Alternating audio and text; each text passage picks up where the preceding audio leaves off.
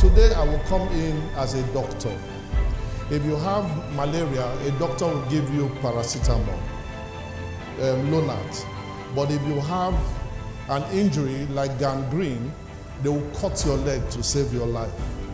Today I will be touching very sensitive buttons that will tamper with the way you think. Because we cannot continue to think in this minchomic, mundane, moribund, myopic way. And I came here because I want you to change that mindset.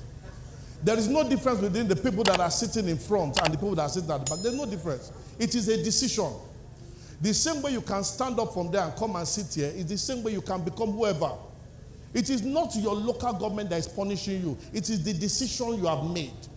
If you can change your decisions, you will change your address.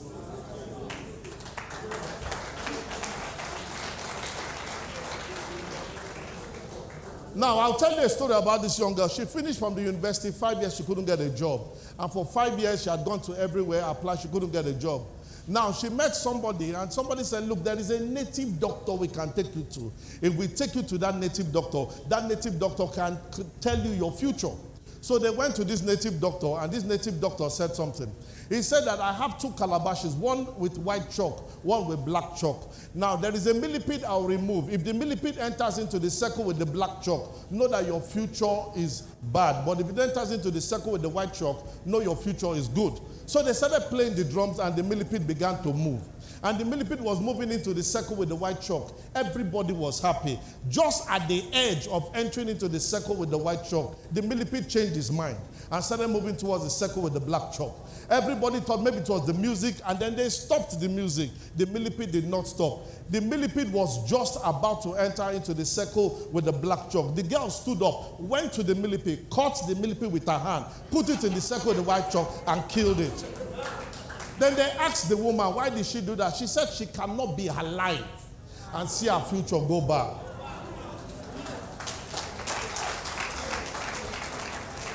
The best way for you to determine your own future, my brothers, is for you to create it.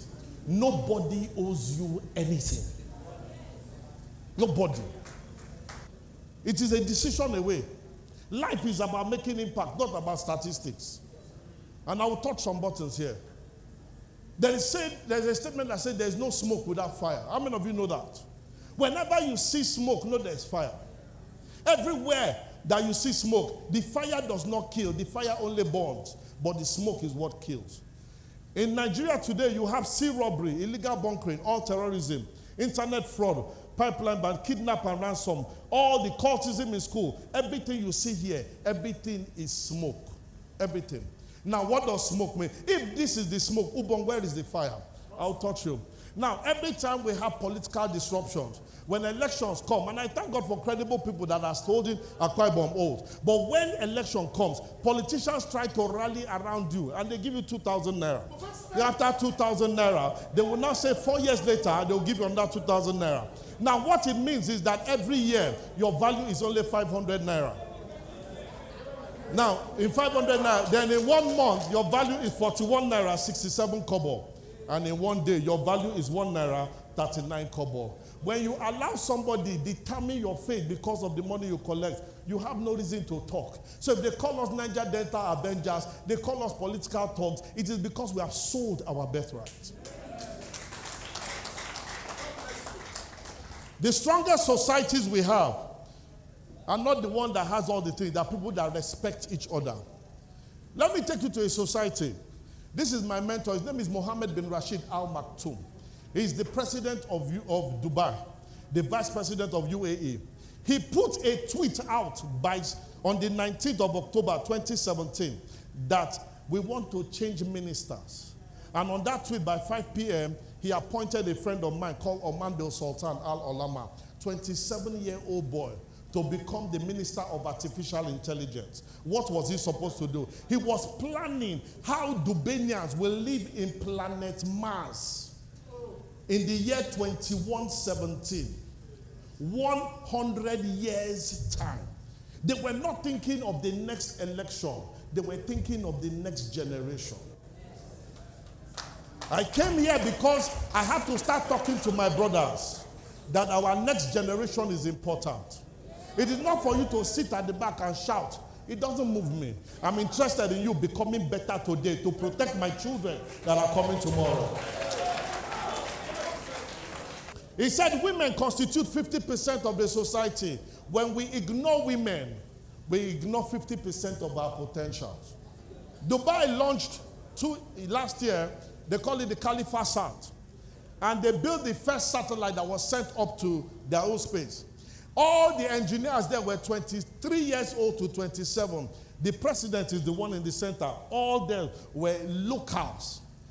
Ibesikwa Sultan youth can do things. You have the capacity to do. It is a decision that we need to take. It is either we win or we win. I don't believe in losing. Yes, you have to win. But these people are thinking like that. What are Ibesikwa Sultan people doing? On the news yesterday, they said that a man in this local government was arrested, 47-year-old man, for raping his two daughters in this local government.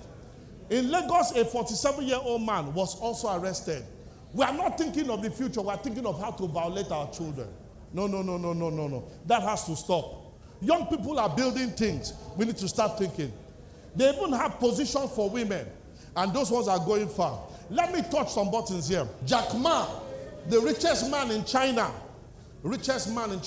say, tell your children that the battle is not with themselves. Technology is your competition. It is not for you to come and shout at me. Technology has taken over. 800 million jobs will be taken from the system. You are shouting that there are no jobs. There will be more no jobs because technology has taken over. Every job you have now, my phone can do the work of 10 men. 10 men. My phone. I don't need people because my phone can do the work. So if that is the case, now tomorrow when you go and apply for a job, a machine will take over that one. You go and apply for work now, they say we don't need human beings because a robot can do the work of 10 men. We need to get hungry and change the way we think because everybody now will get hungry. We'll get hungry and start eating ourselves. I come from a beautiful state, Akwa Ibom. I am proud to be called an Akwa Ibomite. I am a proud son of Ibesikwa Sultan. Akwa Ibom State is rich with 31 local governments, 119 clans, 2,664 villages. I know my statistics well. Created in 1987, we are 5 million in this state. 10 million of us are outside in diaspora. We are bordered to the north by Abia State, to the west by Cross River, to the east by River State, and to the south by the Gulf of Guinea. 13.4% of Nigeria's length of coastline is Akwa Ibom State. And guess what? At a certain point, we had so much money in this state. And guess what? In 2006, the population was 3.9 million. By 2015, we had increased to 5.2. In 9 years, our population had increased by 35%. How much more has it happened? And guess what? 64% of the entire population of this Akwa Ibom State are youth under 45. And then we are looking for how to produce opportunities for them. And guess what it is? If we check the civil service, which you have 17,223 jobs only. And then how many real jobs do we have? AdMobile had all the core company. You have only 40,000. Put them together, there are only 60,000 on a population of 5.2. It is not because there is a new governor. We've had the problem a long time. It is poor thinking. We need to change it. And I dare say that is why you have anarchy. You have prostitution. You have our girls going wild. You have boys vandalizing.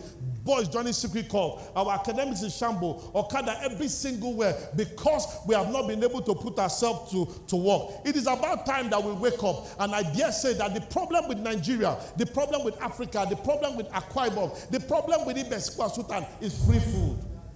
Free food.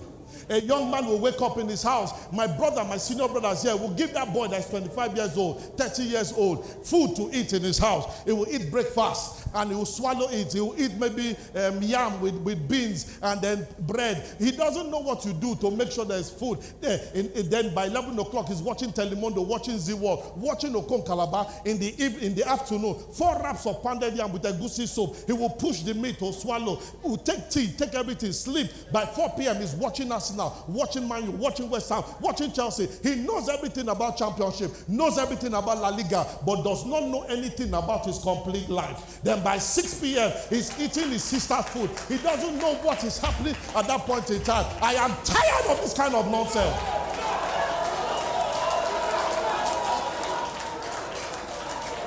I am tired.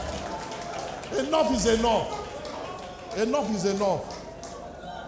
By 8 p.m., you are seeing the boy taking 2 bottles of stout with palm wine, and then you chop dog meat. He knows where they sell the best dog meat in this town. He knows where they sell the next best dog meat in this town. After he will be there 1 month, 2 months, 1 year, 2 years, 3 years, 4 years. After 4 years, he will go to church. He say, Pastor, pray, there's a witch in my village. There's a witch in my village. I came to expose that witch for you. Your father and mother that give you free food. When they give you free food, they stop you from thinking. When they stop you from thinking, they stop you from productivity. Enough is enough. After you come and be discussing politics, APC, PDP in your house. Look at your neighbor and say, never again. Look at him and say, never again. Everything changes today. What rubbish. Hunger is the gift of God to man. Hunger is the gift of God to man. Let me tell you, unless you are hungry, you will not look for food. Unless you are hungry, you will not look for food. When somebody gives you free food, they stop you from thinking. When you go and disturb somebody here for 2,000 naira, you can't think again. You need the hunger to activate your creativity. You need it to boost the way you think. The difference between a vulture and an eagle is appetite. A vulture does not eat food that it kills. It waits for the food to be sick, to be weak, and to die. But an eagle will kill its own. If you have to wake up every morning and go and wait at the chairman's house by 7 a.m. till 7 p.m. for him to give you money, you are suffering from a vulture mentality.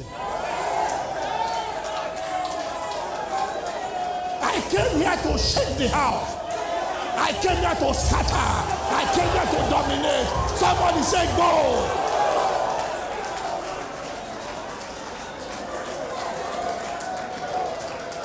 Desmond Tutu said, and I quote, he said, when missionaries came to Africa, we had the land and they had the Bible. Then they said, let us pray. So we closed our eyes. By the time we opened it, they had taken the land and then they gave us the Bible. There is a church on every street here. No productivity. No productivity. Everywhere you see there's a problem in this state is an opportunity to start a business. If there is problem with the road, start a business on the road. If there's a problem, start a business. If there's a problem with water, start a water company. If there's a problem with construction, start one. If there's a problem with light, start one. If there's a problem with security, start one. I started my security company here in Akwa Ibom State. I started it here. I didn't start it in Lagos. I slept on the floor. I knew Akwa Ibom not by Google Map, by leg map. I know this way very well. Don't look at me that I'm wearing blue suit or suit like that. I started from the ground. I know my way. I know my way. Whenever you see the story on anybody, ask them who they are. I'm not moved by what you drive. I'm not interested in what you have. Drive a G-Wagon, I care less. Drive a Rolls Royce, I care less. Tell me how you got it. That's what I want to know. If you don't have a story for me, your glory is fake. Your glory is fake. Stop getting fascinated by people that drive big cars. You don't need it. Get excited about people that have a story. Anybody, any car that somebody drives is old model to the one you would drive. This is my story. I was born in 1972. First of 9 children. I'm from Akwa Ibom State, proudly Nigerian. Graduated from Federal Government College, Lagos, University of Calabar. And guess what? I became an alumnus of the Lagos Business School and security. I've been in security for 25 years. And I've risen to the rank that some of you do not know about. Those ranks are really, really interesting. Next slide. But a lot of people do not know that when I was 39 years old, my father was poisoned and killed in this same local government. Because of that, I left this local government. I didn't want to come back here. Yes, hold on. Stay there with me. It pained me. It cost me a lot of pain. That somebody that I looked at, everybody that I called uncle walked away from me. Nobody was there to assist me. I was in secondary school year 2, and because of that, it affected my academics. I was not good in English, so I came out of secondary school with a P in English. In 1989, I was admitted into University of Benin. Because of English, I was dropped. 1990, I went to last. 1991, I got into Unical. Unical accepted me to study agric economics, but because of English, they called me. They said I should do education agric. I told the guy that I would do the education agric because my classmates were in year 3 at that point in time. Now, when I did it in school, I wasn't good in English. Now you're asking me to come and be writing about Socrates. I should come and be writing about Aristotle, to come and be writing about Macbeth. It was not going to work. My mom heard about it and my mom disowned me. I was disowned at 19. I lost my father at 13. I had no excuse to fail anywhere. I could not make it anywhere. I went to squat in somebody's house in Onikewaya. My jeans was trouser by day. It was pillow by night. I worked there for 3 months. I come back to school. It affected my degree. I came out of Unica with a 3rd class extra year and NYSC did not post me. How bad can it get? Stop giving me excuses that you are not in Lagos. I don't want to hear that rubbish. You can become whoever you decide to become. You can become. I stayed in Akwa Ibom, I squatted in somebody's house in a wait housing. For me to eat food, that person must go to his mother's house. I will follow him. If I miss that lunch trip, I will not eat food. I live not by 111 or 110. Anytime I see food, I eat it. I saw what it meant to be a failure. I was a failure, but I got angry with failure. I got angry. Until you get angry with your present condition, you will not leave it. But when I was disowned, I changed my name to Ubong King. I went to hiding for 10 years. I didn't see family. I was ready to survive. I was ready to make it. I have scars on my back. I have pains on my back. But I refused to let it disturb me. I had to win by force. I came here to tell you that you will not see shame. Have a fantastic day. My name is Ubong King.